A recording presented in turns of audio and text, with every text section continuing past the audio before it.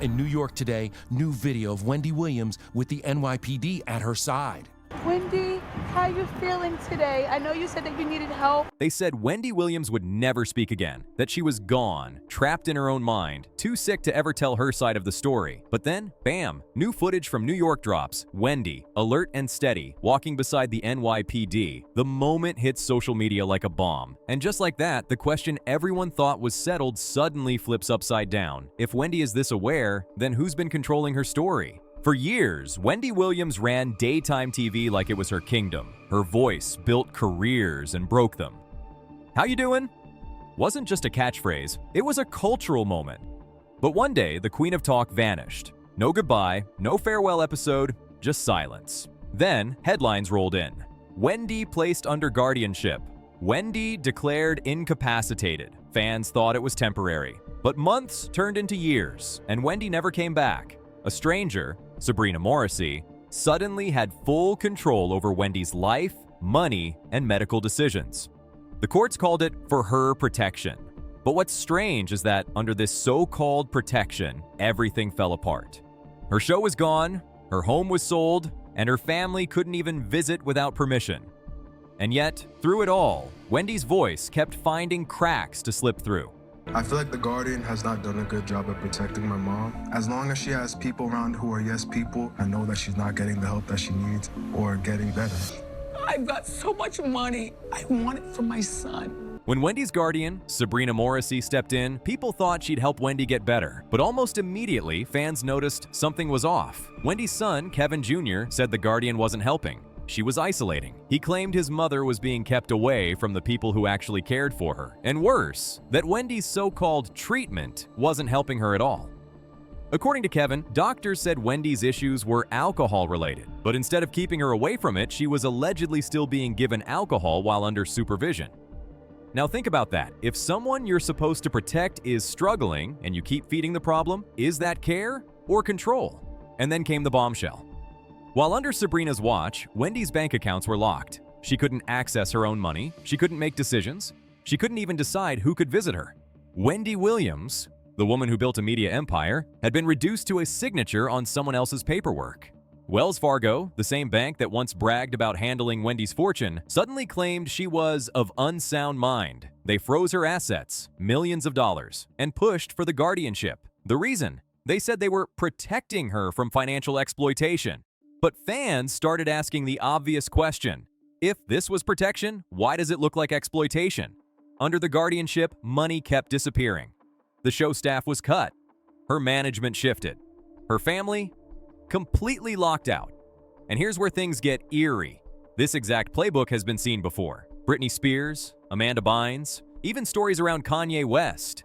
Powerful figures labeled unfit, stripped of control, and surrounded by people who profit while they're silenced. Coincidence or a system that works a little too well? Yeah, what I'm saying is, look, they tried to medicate me. I was exhausted. They wrongly diagnosed me. And they when I asked them, how much lithium did you want to put me on exactly? It took them 4 days to answer because they were embarrassed about the amount, right? And I refused to take this, right? You understand that if I had taken the medication, I would not be here, and it would have been, he was deeply troubled. We miss him. We love his music, though. Well, they would have Britney Spears you.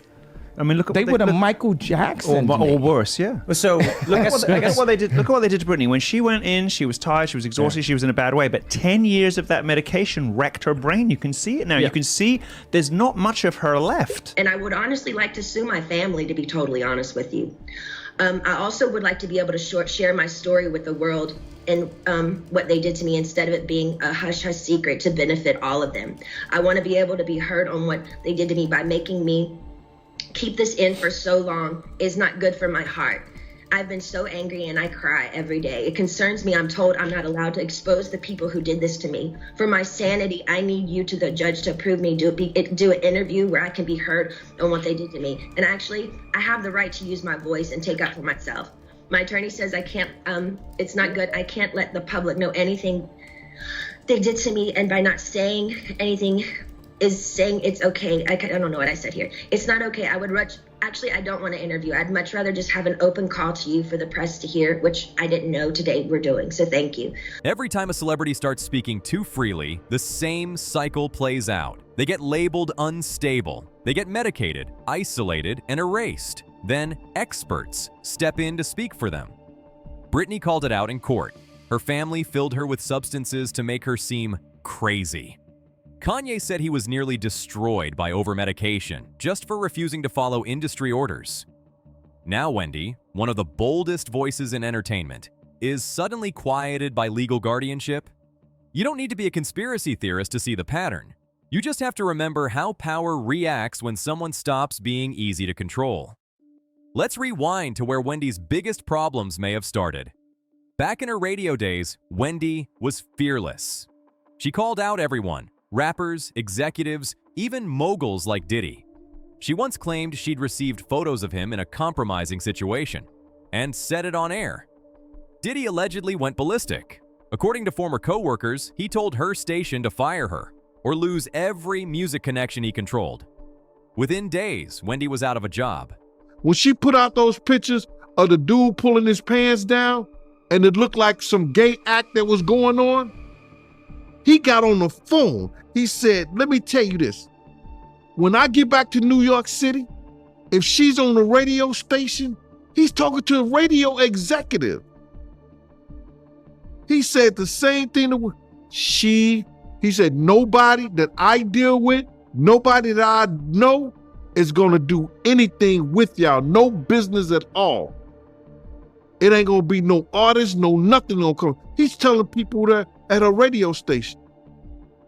When we got back to New York City, Wendy Williams was in Philly at a new station.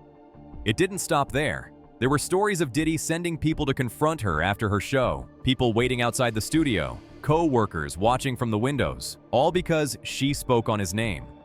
Years later, when they finally made peace on her show, something strange happened. Diddy suddenly brought up her teenage son, out of nowhere. Wendy's entire expression changed. What should have been a warm reunion turned tense in seconds. Fans swear it looked like a warning, and soon after, her downfall began.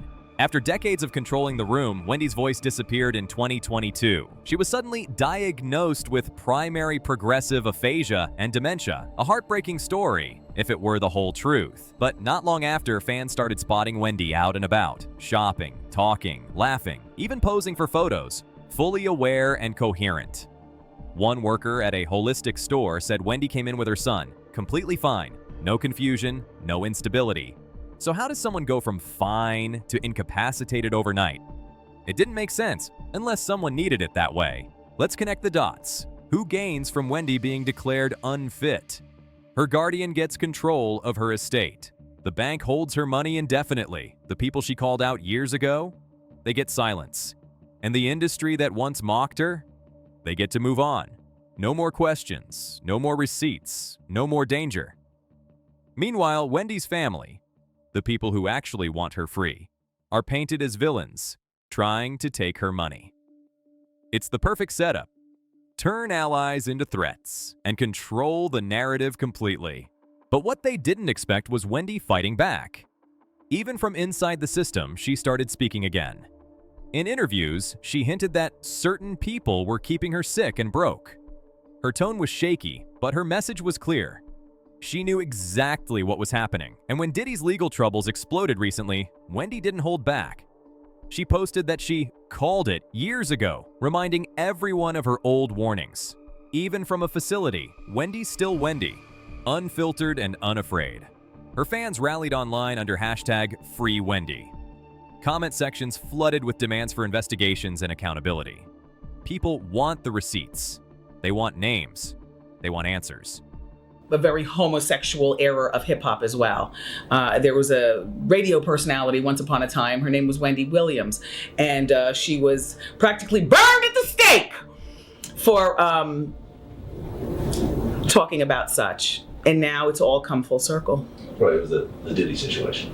This isn't just about Wendy Williams anymore. It's about how easily power can be weaponized to erase someone when they stop cooperating. It's about how guardianship can be used as a velvet cage, one that looks legal but feels like prison. It's about how a woman who built her empire on words had her voice legally taken away. But if that New York footage proved anything, it's that Wendy still has fight left in her. You can take the money, you can freeze the accounts, but you can't silence a woman who built her empire by talking.